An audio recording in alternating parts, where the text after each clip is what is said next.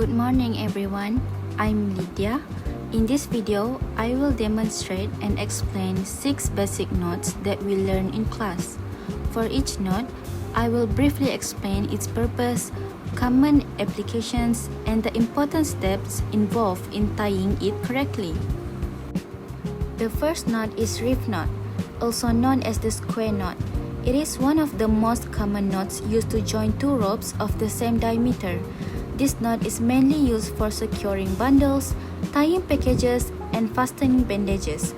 However, it is not recommended for heavy loads or critical safety applications because it can slip under uneven tension. To tie a reef knot, cross the right end over the left and tuck it underneath. Then, cross the left end over the right and tuck it underneath again. When tightened, both working ends should lie on the same side, forming a neat and symmetrical knot. The second knot is the single sheet band and the double sheet band.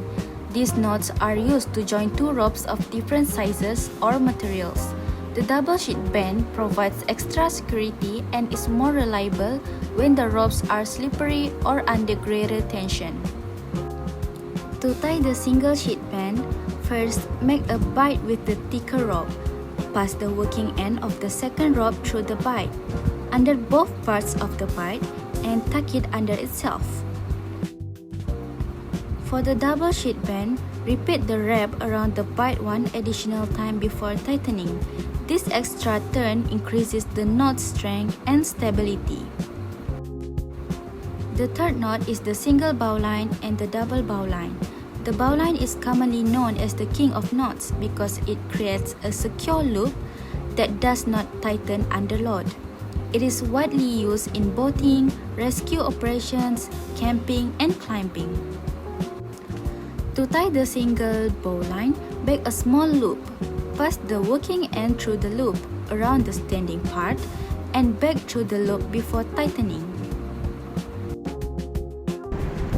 The double bowline follows the same method but uses a double loop, creating a stronger and more secure loop for carrying heavier loads. The fourth knot is clove hitch knot. It is commonly used to attach a rope quickly to a pole, post, or tree. It is simple to tie and untie, making it useful for temporary fastening during camping, scouting, and construction work. To tie the clove hitch, wrap the rope around the object, cross over the standing part, wrap around once more, and tuck the working end beneath the last turn. After tightening, the knot should grip the object firmly. However, it may loosen if the load changes frequently, so additional securing knots are sometimes recommended. The fifth knot is the figure of 8 and the figure of 8 loop. The figure of 8 knot is mainly used as a stopper knot to prevent a rope from slipping through an opening. The figure of 8 loop creates a strong fixed loop that is commonly used in climbing, rescue work, and safety system because it maintains much of the rope's original strength. To tie a figure of 8 knot, form a loop.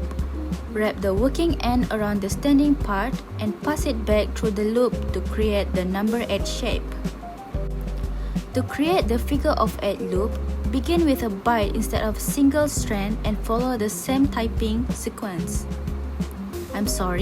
Following the same tying sequence. From single figure of 8 to figure of 8 loop, the final demonstration shows how to convert a single figure of 8 knot into a figure of 8 loop. The main difference is that the loop version is tied using a double section of rope instead of a single strand. By following the same figure 8 pattern, while using a bight, the finished knot forms a secure fixed loop. This knot is widely used because it is easy to inspect, highly reliable, and remains relatively easy to untie even after carrying heavy loads.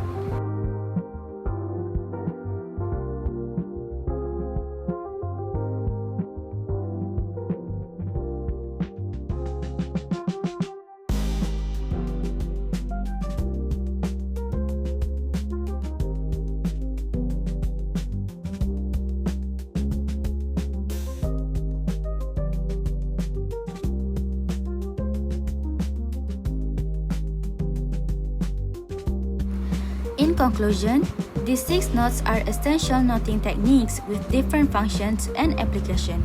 Understanding the correct procedures and knowing when to use each note are important for safety and practical work in outdoor activities, rescue operations, boating, and many engineering applications.